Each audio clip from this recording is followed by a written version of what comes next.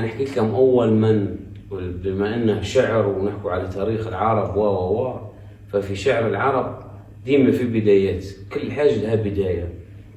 كي تقرأ الشعر مثلا نقولوا أول بيت قالته العرب، أول بيت شعر يعني قصة مهمة لها بيت، هذه يقال إن أول بيت قالته ولية امرأة، يعني كانت شاعرة عند العرب اسمها أم سعد. كيف للبيت قصة، ولدها عندها عيل واحد كما تقول ربيت عز ومدلل لعمره رعاه مع ابل لعمره سقاها. ففي يوم من الايام كانوا الرعيان غايبين فاضطر انه يسقي الابل، فقالت لامه ما عندنا الا انت يا سعاد، عدي يسقي الابل. فطبعا الابل والسقايه او تطليع الدلو من البير له اصول، له مسكه وله قعده وله.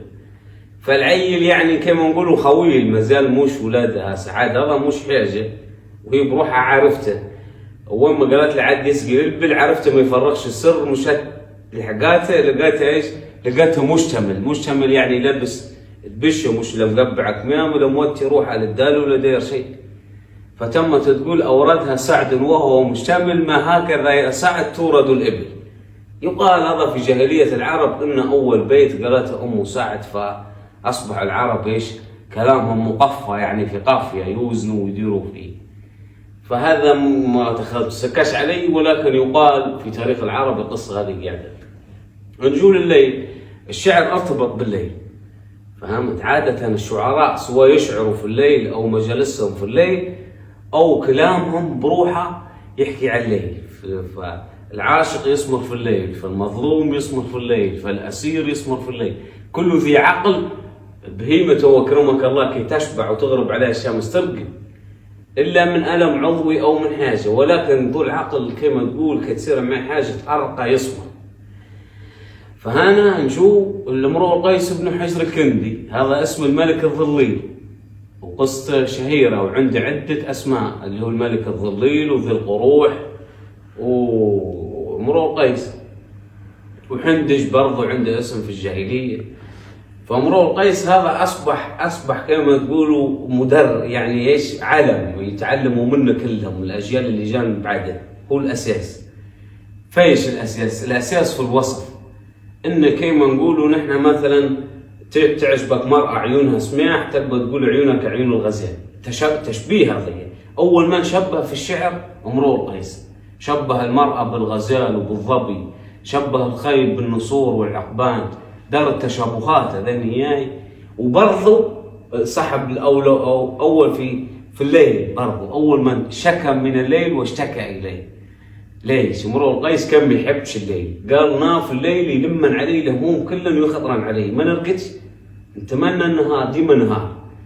فايش يقول مثلا في معلقه الكلام هذا من قصيده علقت، يعني يعتبر من اجود كلام العرب في المعلقات، من اجود الكلام يعني من اجود الاشعار.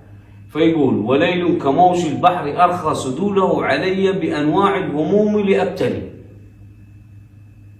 فقلت له لما تمطأ بصلبه وأردف إعجازا وناء بك الكلم، ألا أيها الليل الطويل ألنجلي بصبح فما الأصباح منك بأمثلي. قريت يعني هو هنا يردك على حاجة مهمة قلت لك الجمعة الأول اللي هي إيش؟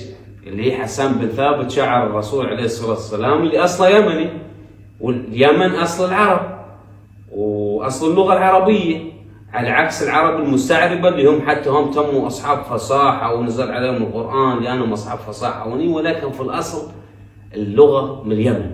حسان بن ثابت شاعر الرسول عليه الصلاة والسلام كي تناظر أو يدير مناظرة يبقوا فيه بين القيسية. إيش قال لهم من أبيات شعر؟ قال لهم تعلمتم المنطقة من الشيخ يعربي أبينا فصرتم معربين ذوي نفر. يعني اللغة العربية يا أهل الحجاز ويا أهل السعودية ويا أهل اللغة العربية تعلمناها من اليمن، هو على قوله تعلمتوها من أبينا الشيخ يعرب. فهنا امرؤ القيس بن حجر الكندي يعني يمني، واليمن ديما لغتهم واحدة. توك يجون تدارسوا الأبيات هذين وليل كموج البحر أرخى سدوله. هنا شبه دار تشبيه إن الليل كيف البحر أرخى سدوله، السدل بمعنى الستار أو وليل كموج البحر أرخى سدوله علي بأنواع الهموم ليبتلي. ليبتلي يعني يبليني في الهموم ذين. فقلت له لما تمطأ بصلبه وأردف إعجازا وناء بكلكلي. إيش معناها أنا ذني من اللغة العربية ولكن صعب تدارسها. هو كيف وصف؟ قال وتمطأ بصلبه يعني هلا بالنص، ترى تعمقنا في الليل. وأردف إعجازا يعني ردة النهار تمت وعر، مستحيل يرد، يعني توصل عند نص الليل وبعد يرد المغرب وني مستحيل. وناء بكلكلي يعني بديت تباعدت.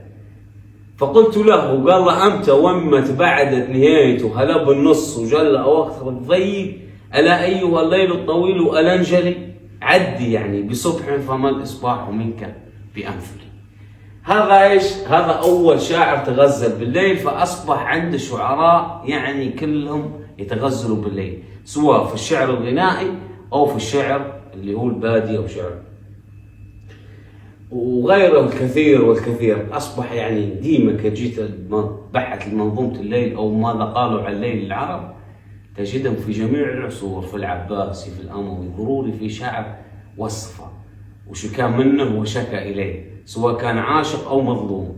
تو أسمع البيت شاعر اسمه بشار بن برد وما كبر في العمر وشاب تم في الليل. هو البيت هذا راو محزن معناه، لكن شوفه إيش قال. قال يا خليلي أخليلي مال ضوء الدجى لا يتزحزح ومال ضوء يا خليلي مال الدجى لا يتزحزح ومال ضوء الصبح لا يتوضح. أظل الصباح المستنير سبيله أم الدهر كله ليل ليس يبرح.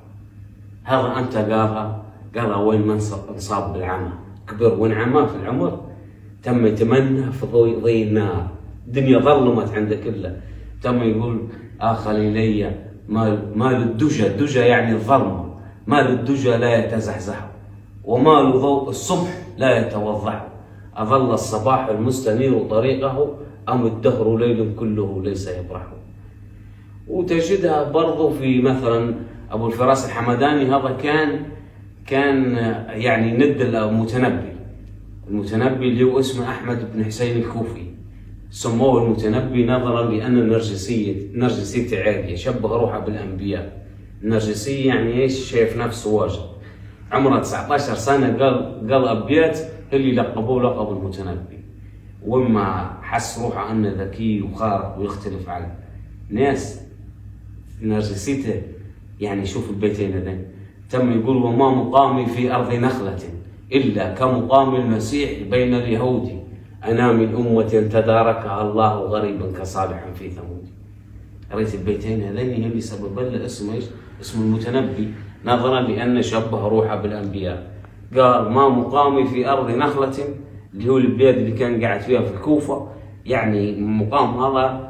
قال فما مقامي في أرض نخلة إلا كمقام المسيح بين اليهود أنا من أمة تداركها الله غريب كصالح في ثمود.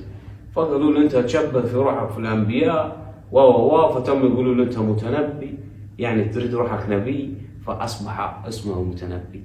الرد على من؟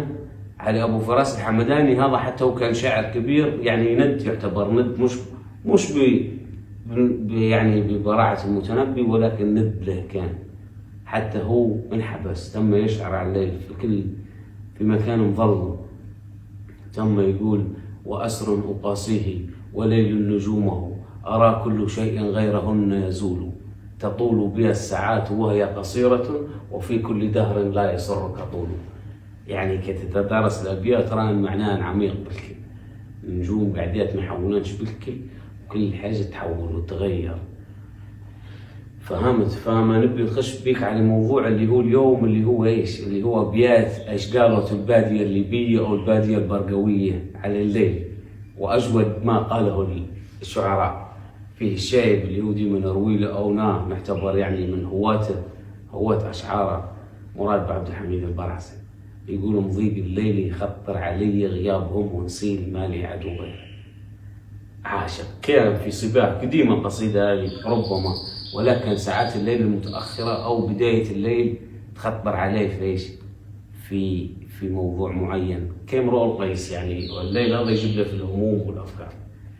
فشوف القصيدة هذه جميلة، ليش؟ لأنها يحكي عن الليل ووزان على كلمة الليل، الوزن القافية بروحها على كلمة الليل. يقولون ضيق الليل يخطر علي غيابهم ونسيل مالي عدو غير.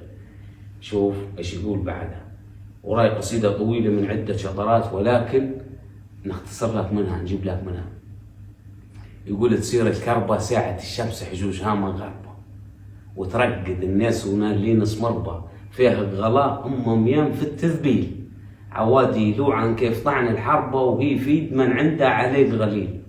شقاي في غلا كم بيت واضح دربه، ما يمتحي قاعد الجيل الجيل، بقوة الفاظ وفصح ما نتجربه، مرتب معانيه بشعر أصيل، حتى لو فنيت الناس تسا مربى، تاريخ يشهد مش قالوا بيه، الناس تسا مربى. فالوادي عندهم غروب الشمس يقولوا شمس حجت، فهمت؟ الغروب يقولوا حجة، فهو يقولوا تصير الكربة ساعة الشمس حجوجها من غربة، وترقد الناس هنا اللي ناس مربى فيها غلام يعني في التذبيل. تو طرق في قدعة الأخرى، طرق إلى حاجة في بدايتها كل ذي عقل يحس بها. تو أنت شخصيا يا رياض في تقبل في الليل هيك وين ما جيت تبي ترقد، تقبل تتذكر في حاجات صاروا في يومك وتقول نسيت علي هذه، لو كان درت هذه، والله لو هذه خطيت فيها لو كان درتها، صح؟ تقبل تأنب في نفسك.